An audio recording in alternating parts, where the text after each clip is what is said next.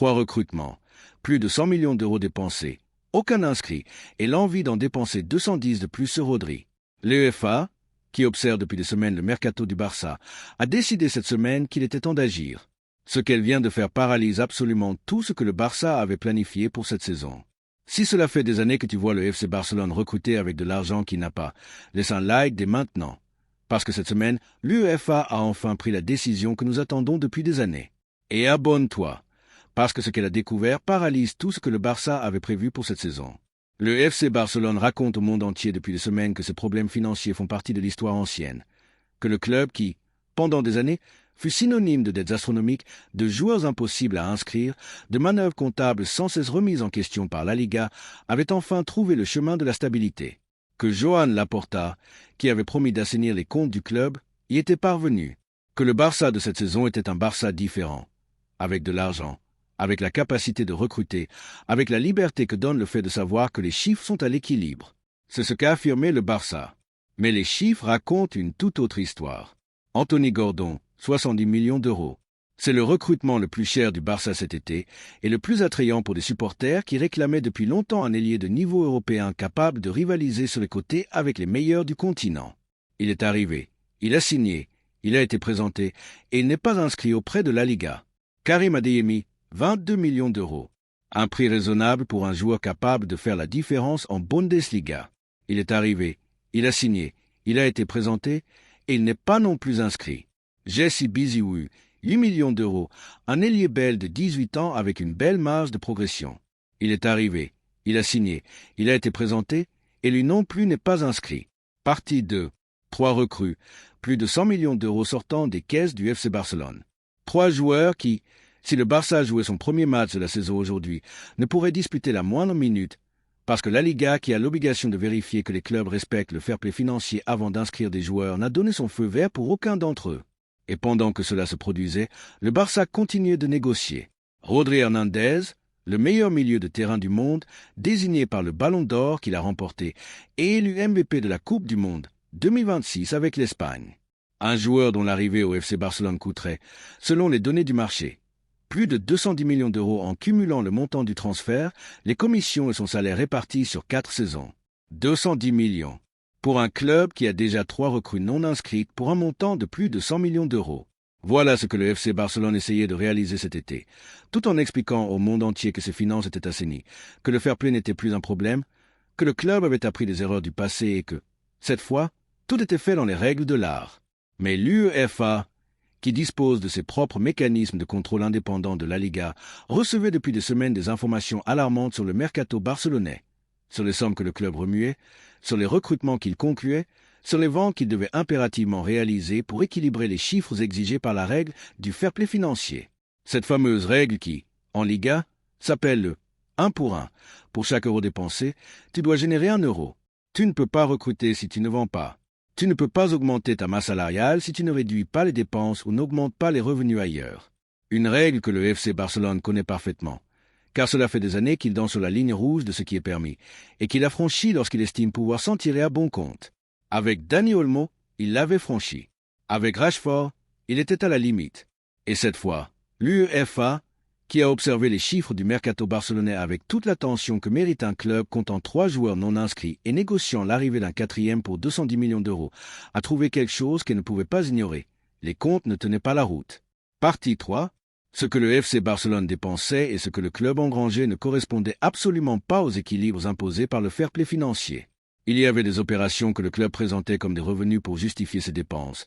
Mais lorsque l'UEFA a analysé ces opérations minutieusement, elle a découvert que toutes n'avaient pas la solidité financière qu'on apprêtait. C'est ce qui a déclenché l'alarme. Et c'est alors qu'il se produit quelque chose que le madridisme, qui suivait cette semaine le mercato du FC Barcelone avec l'attention de celui qui observe son rival le plus direct, ne s'attendait pas à voir. Rodri est apparu dans un aéroport, seul, sans la nuée de journalistes qui suit habituellement les grandes recrues du football, sans le cirque médiatique qui entoure chaque déplacement d'un joueur de son niveau. Il était dans la salle d'embarquement d'un vol Lucas en direction de Manchester, avec sa valise, arborant le visage de quelqu'un qui vient de recevoir une nouvelle à laquelle il ne s'attendait pas. Le vol le moins cher disponible en partance pour Manchester cet après-midi-là, voilà ce qu'a pris Rodri. Pas de jet privé, pas le type de transport correspondant au statut du meilleur milieu de terrain du monde, un vol low cost, assis avec les autres passagers sur le premier siège disponible. Personne n'a compris l'existence de ce vol lorsque les images ont commencé à circuler sur les réseaux sociaux. Pourquoi Rodri, qui était en négociation avancée avec le FC Barcelone depuis des semaines, retournait-il à Manchester de cette manière? Pourquoi le Barça n'a-t-il pas organisé une arrivée différente si tout se passait bien pour son transfert? La réponse à cette question est précisément ce que le Barça ne voulait pas que l'on sache tout de suite, et c'est ce que l'UEFA vient de rendre public via un communiqué qui paralyse tout ce que le club catalan avait planifié. Pour comprendre le vol de Rodri, il faut comprendre ce que le Barça savait avant que l'UEFA ne publie son communiqué. Car les clubs de la dimension du Barça possèdent au sein de leur structure des personnes dont c'est exactement la fonction. Anticiper les mouvements des organismes régulateurs avant que ceux-ci ne deviennent publics. Disposer d'assez d'informations pour agir avant que la situation ne se transforme en un gros titre que le club ne peut plus contrôler. Partie 4. Le FC Barcelone a su ce qui se préparait avant même que cela n'arrive, et lorsqu'il a compris la tempête qui s'annonçait, il a pris la décision la plus urgente qu'il pouvait prendre à cet instant. Appeler Rodri pour lui annoncer que les négociations étaient suspendues. Ce transfert, qui se construisait patiemment et avec optimisme depuis des semaines, devait être mis sur pause jusqu'à ce que la situation s'éclaircisse. L'UEFA, qui avait exigé des documents au club, avait besoin de temps pour les examiner, et pendant que ces procédures avançaient, le joueur devait rentrer à Manchester, car son contrat avec City restait en vigueur, le club ne pouvait pas le maintenir dans les limbes indéfiniment.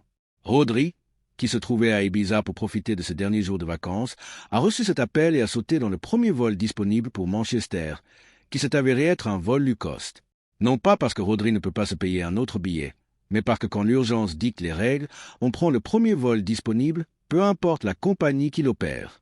Cette image de Rodri à l'aéroport avec sa valise et son billet bon marché, qui a circulé sans que personne en comprenne d'abord le sens, est en réalité l'illustration la plus claire de tout ce qui se trame entre le Barça et l'UEFA cette semaine. Le fait que le recrutement censé être la bombe de l'été culé a été stoppé de la manière la plus discrète possible avant même que quiconque puisse demander pourquoi. Le FC Barcelone, qui a conclu la vente de Ferran Torres au PSG pour 55 millions d'euros précisément afin de générer les revenus exigés par la règle du 1 pour 1 de la Liga pour inscrire de nouveaux joueurs, a réalisé cette opération avec l'urgence de celui qui sait que le temps lui est compté. Si l'UEFA constate que les chiffres ne s'équilibrent pas, l'argent de Ferran Torres peut faire toute la différence entre pouvoir inscrire Gordon et Adeyemi ou ne pas pouvoir le faire. Cette précipitation explique d'ailleurs le timing de l'opération Torres, qui s'est accélérée ces derniers jours à un rythme que les médias français ont qualifié de singulièrement rapide pour la façon dont le PSG boucle habituellement ses transferts. Ce qui ressemblait à une négociation pouvant s'éterniser sur plusieurs semaines se résolut en quelques jours seulement, car le FC Barcelone avait cruellement besoin de cet argent, non pas pour recruter Rodri, mais pour inscrire les 3 joueurs qu'il avait déjà signés et qui risquaient de commencer la saison en tribune. Partie 5. Le madridisme, qui suit tout cela de l'extérieur avec ce mélange d'incrédulité et de satisfaction de voir son rival le plus direct répéter exactement le même schéma que ces dernières années, dispose désormais d'un élément supplémentaire. Le nom de celui qui a alerté l'UEFA sur ce qui se passait avec le mercato du Barça. Ce nom n'est pas celui d'un journaliste d'investigation. Ce n'est pas un dirigeant anonyme d'un autre club, ni une source interne de Manchester City frustrée par les négociations. C'est Florentino Pérez, le président du Real Madrid, qui a observé ce que faisait le Barça sur le marché et a décidé que le moment était venu de faire exactement ce que le Barça ne voulait pas qu'on fasse, en informer l'UEFA. Florentino Pérez observe depuis des années les manœuvres financières du FC Barcelone.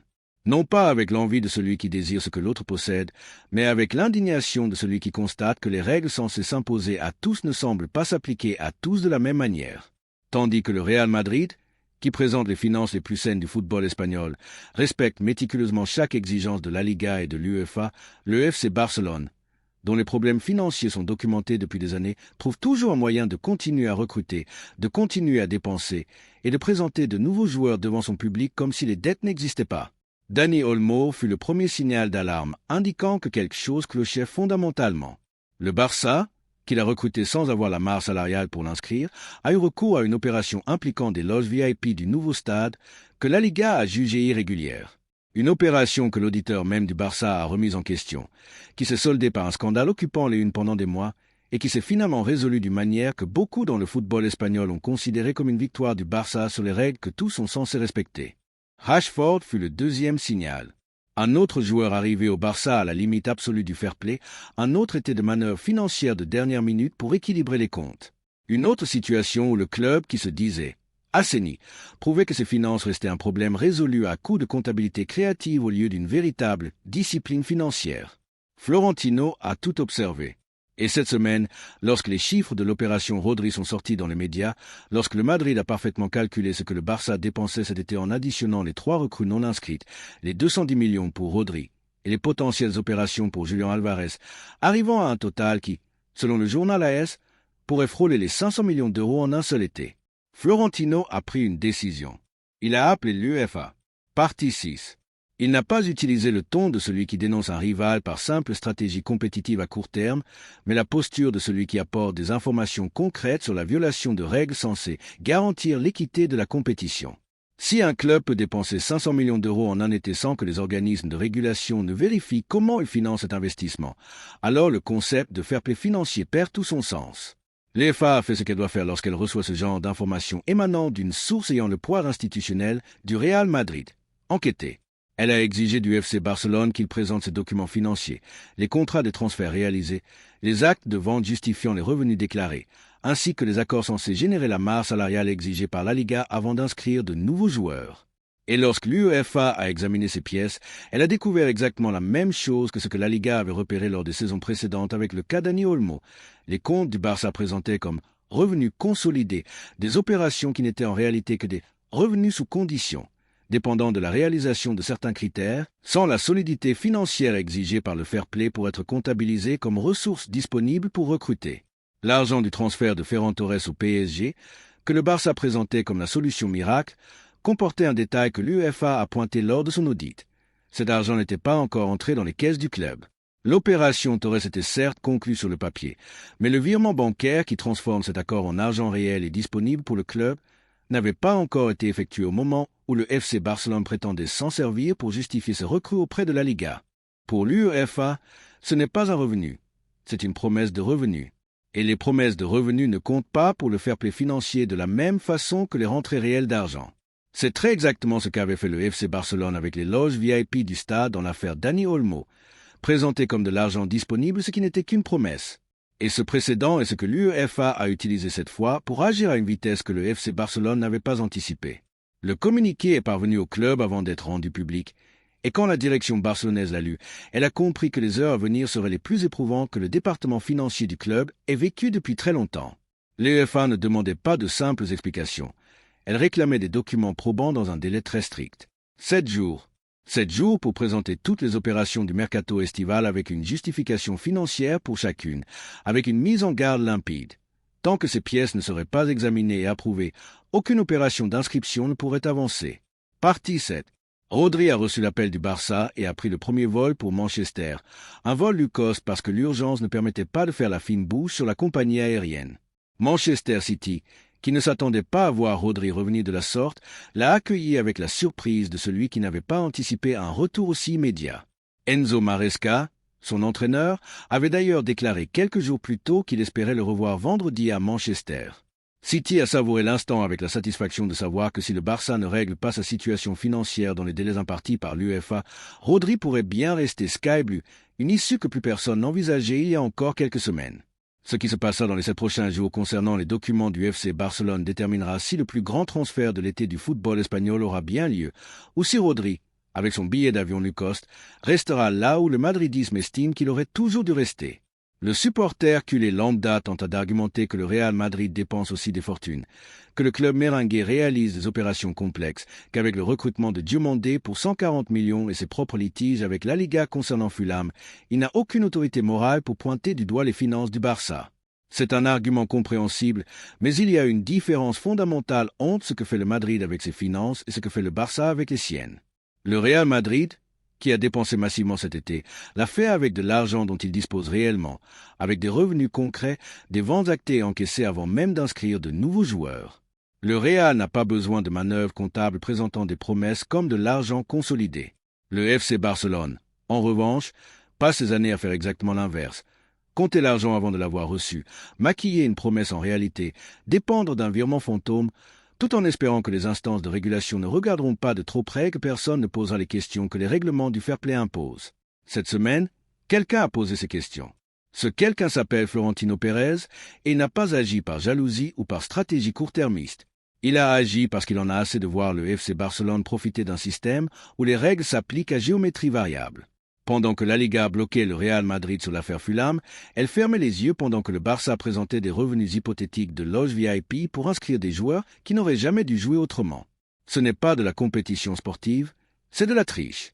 Et Florentino, avec son expérience du football espagnol, sait exactement à quelle porte frapper et avec quels documents pour qu'une enquête aboutisse. Leva a reçu son appel et agit.